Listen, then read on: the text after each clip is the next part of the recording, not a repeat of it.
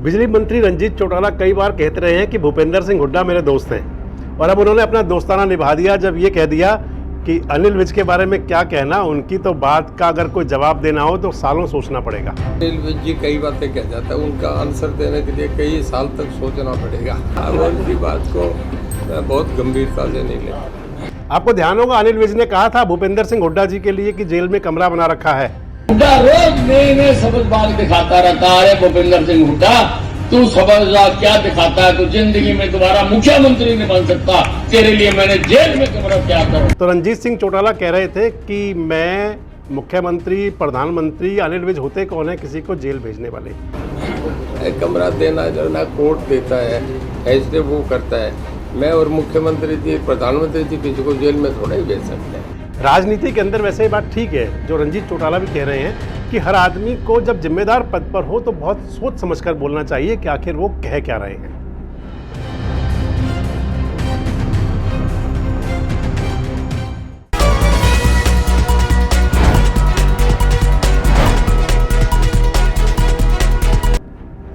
दोस्तों नमस्कार, मेरा नाम संजय मग्गू है और मौजूद हूं देश रोजाना के डिजिटल मीडिया प्लेटफॉर्म पर।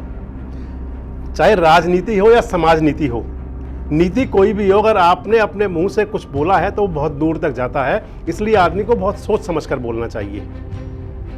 आपको ध्यान होगा हरियाणा के जो गृह मंत्री हैं अनिल विज, उन्होंने कुछ दिन पहले ये कहा था अंबाला कैंट के अंदर एक सभा में बोलते हुए कि भूपेंद्र सिंह हुड्डा तू कभी मुख्यमंत्री नहीं बन पाएगा। जो उनकी लैंग्वेज थी, जो उनकी भाषा थी, वही बोल के बता रहा हूँ आपको। अनिल विज बोले थे कि भूपेंद्र सिंह हुड्डा तू कभी मुख्यमंत्री नहीं बन पाएगा, लोगों को सबकबाग दिखाते हो, मैंने तुम्हारे लिए जेल में कमरा तैयार कर दिया है। सुनिए क्या कह रहे थे अनिल विज।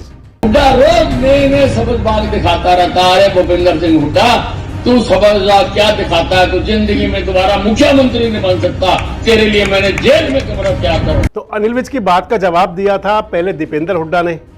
दीपेंद्र हुड्डा ने यह कहा था कि वो होते कौन है भेजने वाले जेल में, और वो क्या जज हैं, कोर्ट हैं, या कौन सी अथॉरिटी है वो। मैंने नहीं कहा कि किसी को जेल में डलवाएंगे, किसी को जेल, क्योंकि ये तो प्रजातंत्र का तो ये तो नियम है कि जांच हो। ये इनको किसने अधिकार दिया भाई ये कहने के लिए? और उसके बाद में जवाब दिया भूपेंद्र सिंह हुड्डा ने।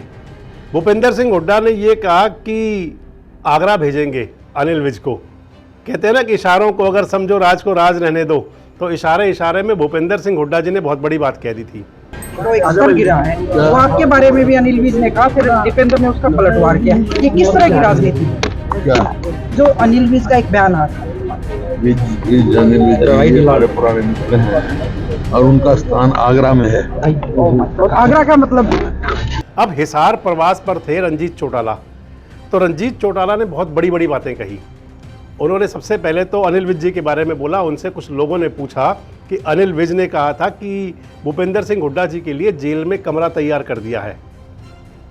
तो रंजीत चौटाला ने ये कहा कि अनिल विज जो बोलते हैं उनकी बात बोलने और उनकी बात समझने के लिए सालों लग जाएंगे आदमी को।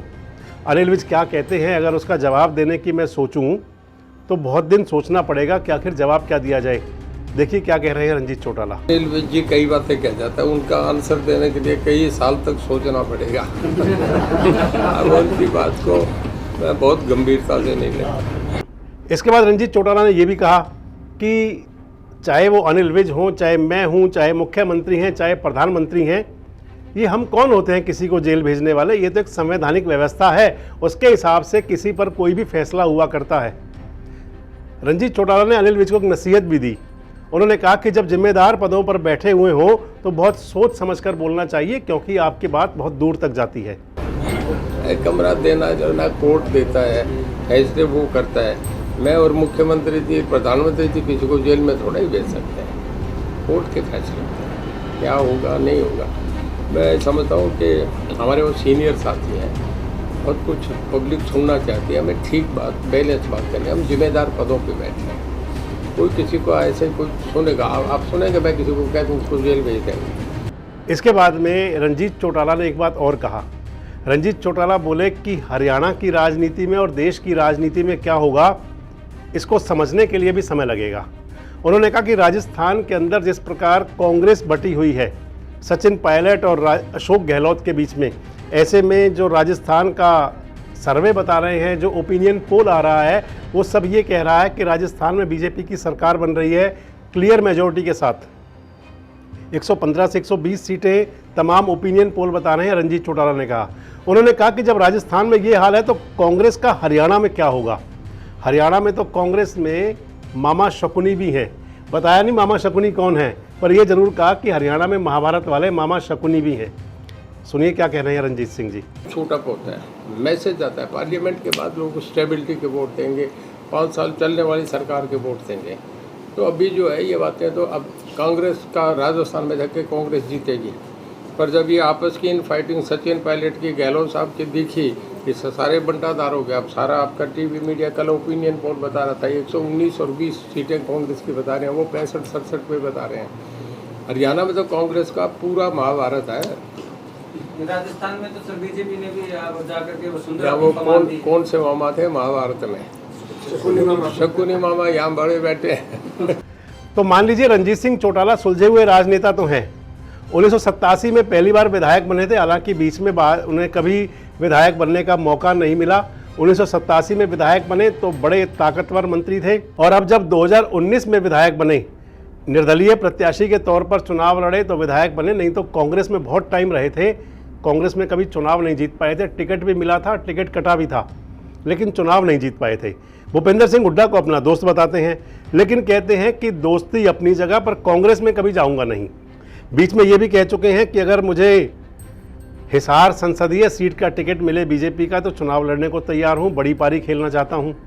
वैसे रंजीत सिंह चौटाला जी उम्र के उस पड़ाव पर है जहां कहते हैं ना कि राजनीति के अंदर हर, चाहे वो समाज नीति, मैंने आपसे पहले कहा, चाहे राजनीति है, रिटायरमेंट की एक सीमा होती है, टाइम होता है हर, चाहे वो नौकरी है, चाहे वो राजनीति है, चाहे कुछ भी है।